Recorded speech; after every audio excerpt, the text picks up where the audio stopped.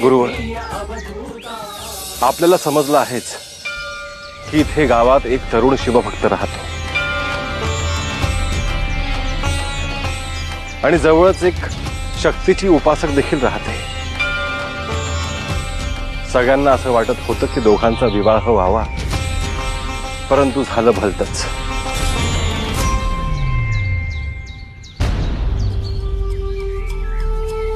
मलाही वाटलं की हस्तक्षेप करावा, परंतु गुरु आज्ञा नसल्यामुळे मी तसं केलं नाही. योग्य केलंस. तुम्हा सगळ्यांना तो अधिकार आणि सिद्धी प्राप्त आहे की तुम्ही मनुष्याच्या नियतीत बदल करू शकता. रोज असंख्य लोक एकत्र येतात, एकमेकांचं चांगलं करतात, वाईटही करतात.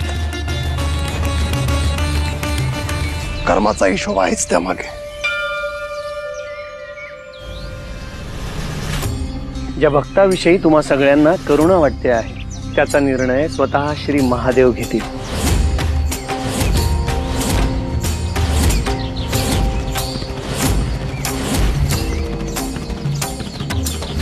गाथा नवनाथांची सोमवार ते शनिवार नव्या वेळेत रात्री 8 वाजता.